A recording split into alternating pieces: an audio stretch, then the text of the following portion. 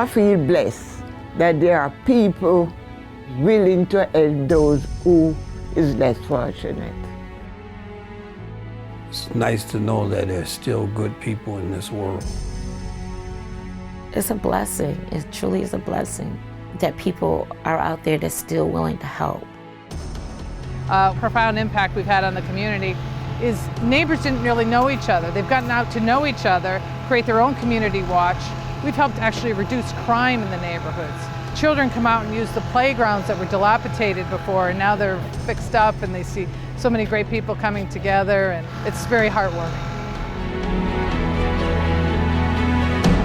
As many people know, we had devastating tornadoes in the city of Springfield in 2011, and out of that came this rebirth of deciding to work with the city and the neighborhood council and work with Mass Mutual. And we started over on Tyler Street in the Old Hill neighborhood here of Springfield, right by Springfield College. And the goal was to work on 10 contiguous blocks over 10 years. Now we're finishing this project actually in 7 years because we've taken on multiple blocks in years. The volunteers just want to tackle it. They're here to work.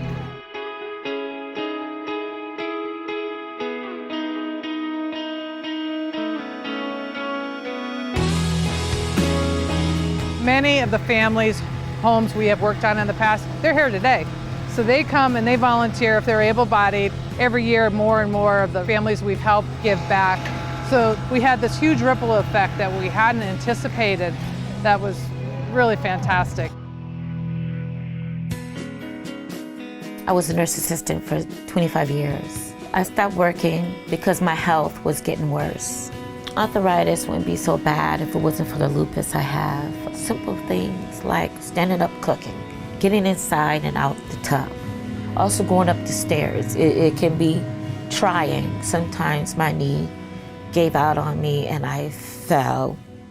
When I was told I had lupus, I knew a lady around the corner where I used to live. She had lupus and she too had 3 children.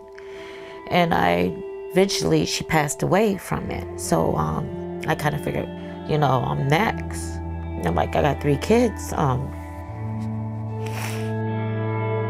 It's hard, but I get through it. Me and the king, my pride get the best of me because I've been working all this time taking care of myself and not used to asking for help.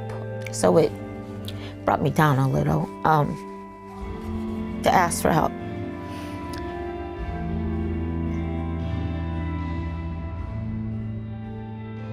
The house, the roof, everything was falling apart. I realized they're gonna fix the stairs, the cracks in the sidewalk, so it could be easier for me to walk and not trip. They're out here digging up the yard, bringing in windows, fixing the roof. It seems like it's a dream that all this is happening. I need to be pinched to see if this is real. You get volunteers every year from Maine to Virginia. There's nothing else like it. You work so hard, but you feel so good at the end of the day. I joined the Air Force when I was 19, and after that I was a machinist. I came down with prostate cancer. And the very next year I had bladder cancer, so I had to retire at 55. I met Mr. Saunders a few years back during the time of the tornado. So much damage had happened to his home, and so this past year we was back over again. We worked on the deck, fixed the handicap ramp. We did some work in the bathroom, and we're going to replace the carpet in his house with hardwood floors. He's done a fantastic job in trying to maintain his household, but sometimes you need just a little bit of help. So when I started 10 years ago, the organization was basically virtually an all-volunteer board, and they had budgets of $30,000 to $100,000 a year. And now these particular blocks, we're investing over $500,000 on this one particular block each and every year. And that's in-kind donations, volunteer labor, as well as financial donations. We focus on the safety and health of the homes. There's many people that have lived in these homes for decades that are now senior citizens and elderly. They want to stay in their homes. I know I couldn't do it by myself, so I think it's a wonderful thing. The house was coming apart because it keeps getting worse and worse and worse. I think it was Ethel came to my door and she was finding people that needed their houses done. I said, great, yeah. I almost jumped up and down. We're going to try to make it healthy and safe for her to walk out of her door.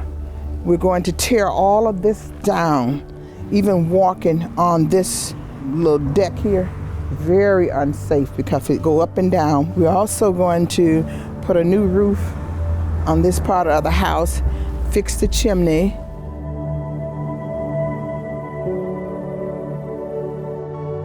I think Colleen, she's got the biggest heart, and so does Ethel Griffin. And it's good to know that there's people out there that want to help you keep your property up.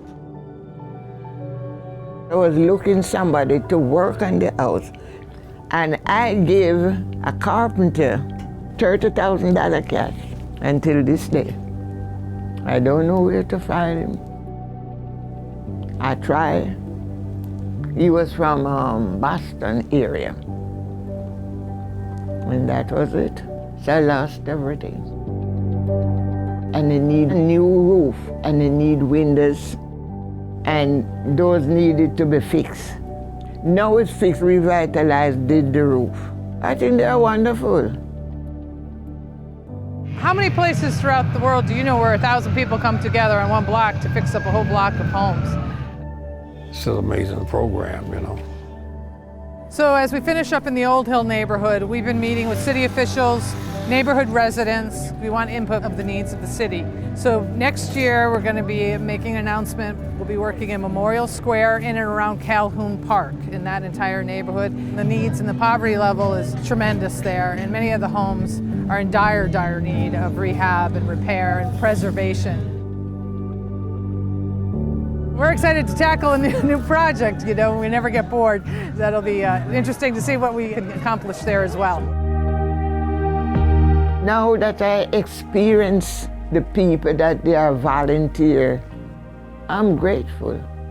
I'm used to giving instead of taking.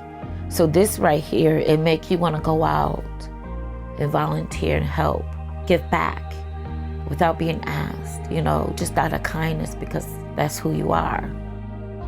I started off being helped, then I became a volunteer, and I'm very thankful for everything that everybody has done for me. It just gives me so much more hope.